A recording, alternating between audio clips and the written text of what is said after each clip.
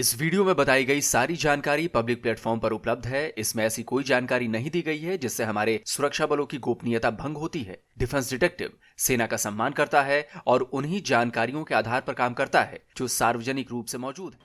Arab world का सबसे ताकतवर शख्स, ऐसा शख्स जो सऊदी अरब का किंग बनने वाला है, ऐसा शख्स जो पूरे मुस्लिम वर्ल्ड का लीडर माना जाता है, उस शख्स की जान को खतरा है।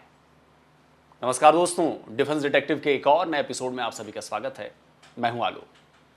दोस्तों, एक बेहद ही हैरान करने वाली खबर आई है। खबर यह है कि सऊदी अरब के क्राउन प्रिंस मोहम्मद बिन सलमान की हत्या की जा सकती है।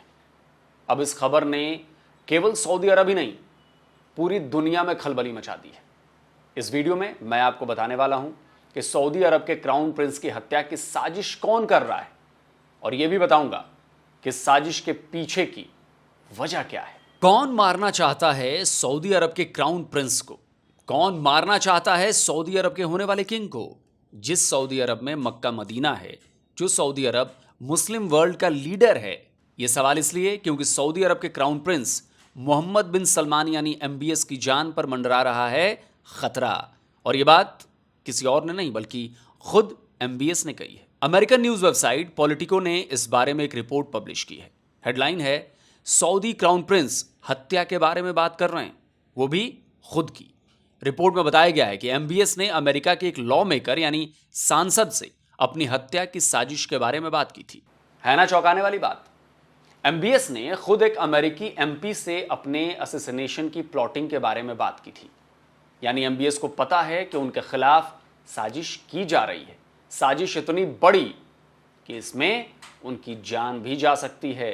इस बातचीत में उन्होंने यह भी बताया कि साजिश रची क्यों जा रही है, इसकी वजह क्या है।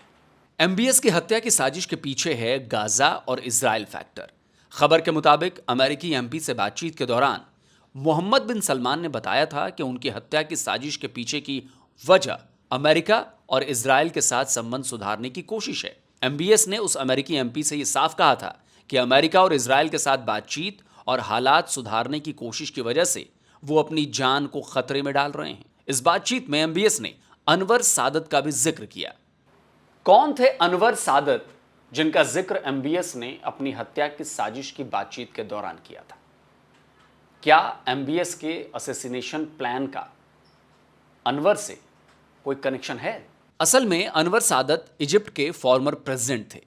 अनवर अरब वर्ल्ड के पहले ऐसे नेता थे जिन्होंने इजराइल के साथ संबंधों को सुधारने की कोशिश की थी।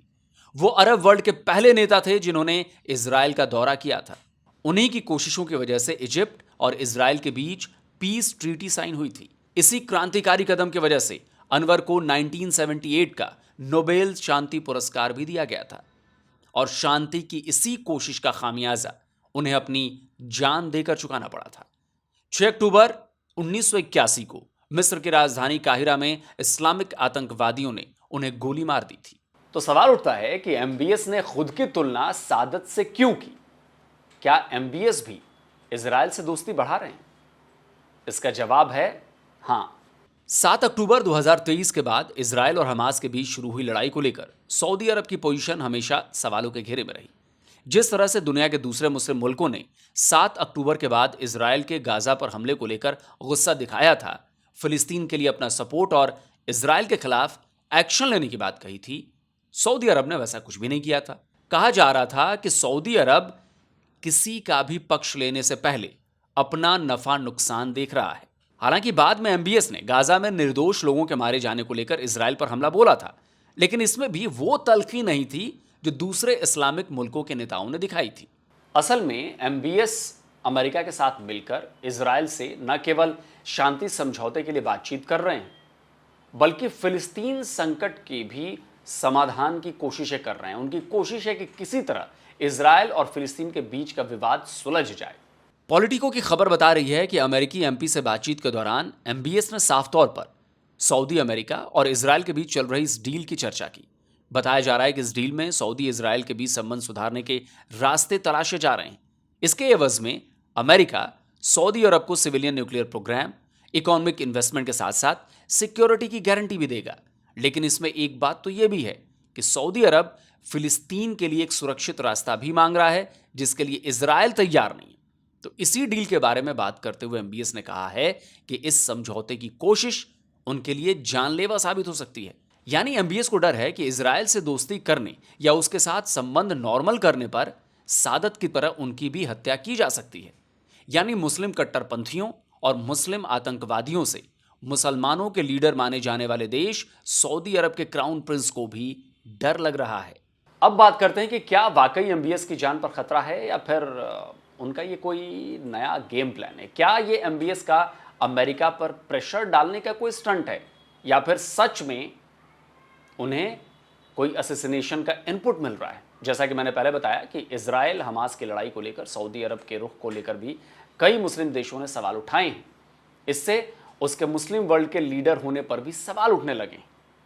लेकिन सऊदी ना केवल अपनी पोजीशन को बनाए रखने बल्कि और मजबूत बनाने के लिए फिलिस्तीन संकट के स्थायी समाधान की कोशिश कर रहा है। अगर उसकी यह कोशिश कामयाब होती है तो ये ना केवल मिडिल ईस्ट के इस भयानक संकट को खत्म कर देगी बल्कि सऊदी अरब को एक नई ऊंचाई पर बिठा देगी, क्योंकि इजराइल फिलिस्तीन के विवाद का अगर समाधान निकल गया तो सोचिए कि मिडिल ईस्ट में बहुत कुछ बदल जाएगा।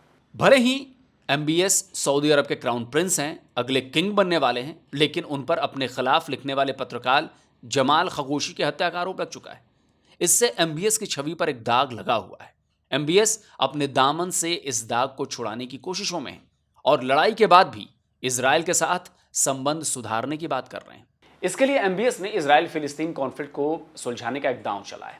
लेकिन बात यह है कि इजराइल फिलिस्तीन के लिए किसी भी तरह से सेफ पैसेज देने के लिए तैयार नहीं हो रहा। तो एमबीएस का अमेरिकी सांसद को इस डील की वजह से अपनी जान के खतरे में होने की बात करना अमेरिका पर एक तरह से प्रेशर भी बनाना है।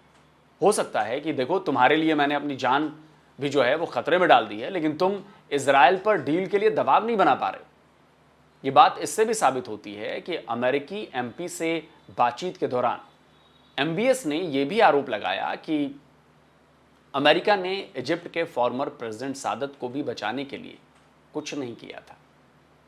अब एक और बात बताता हूं, एमबीएस के अपने ही देश में या यूं कहें कि अपने ही घर में कई दुश्मन मौजूद हैं जो मौके की ताक में हैं और मौका मिलते ही वो एमबीएस का पत्ता साफ कर देंगे। एमबीएस को क्राउन प्रिंस बनाए जाने को लेकर सऊदी अरब की रॉयल फैमिली में भी डिस्प्यूट चल रहा है। परिवार के कई सदस्य एमबीएस को क्राउन प्रिंस बनाए जाने के फैसले से खुश नहीं थे, लेकिन जैसे ही एमबीएस के हाथों में ताकत आई, उन्होंने अपने विरोधियों को कुचलना शुरू कर दिया। उन्होंने अपने पिता और सऊदी किंग के भाई के साथ साथ उनके भतीजों को भी गिरफ्तार करवा दिया था। परिवार में जब भी किसी ने एमबीएस के खिलाफ आवाज उठाई, उन्होंने उस आवाज को कुचल दिया। तो एमबीएस को इस बात का भी हमेशा डर बना रहता है कि रॉयल फैमिली में फिर से कोई उनके खिलाफ न खड़ा हो जाए। हालांकि इसकी आशंका बहुत कम है। असल में उन्हें खतरा कट्टरपंथियों से ही हो सकता है। एमबीएस सुधारवादी फैसलों को लेकर इन कट्टरपंथियों के निशाने पर पहले से ही आ चुके हैं। महिलाओं को गाड़ी चलाने की अनुमति देना, सऊदी में फैशन शो करवाना, विदेशी मेहमानों के लिए शराब को अलाउ कर देना, टूरिज्म सिटी डेवलप करने के साथ साथ भारत सरकार की मंत्री स्मृति ईरानी को मदीना जाने की इजाज़त देने को लेकर भी कट्टरपंथी एमबीएस पर भड़के हुए हैं।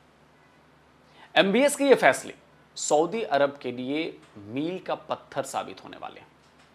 एमबीएस जानते हैं कि सऊदी अरब हमेशा के लिए तेल पर डिपेंड नहीं रह सकता है।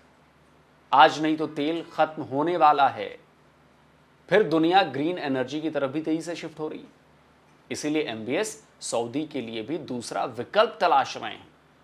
लेकिन कट्टरपंथियों को तो इससे कोई मतलब नहीं। उन्हें तो एमबीएस का हर कदम गलत ही लग रहा है।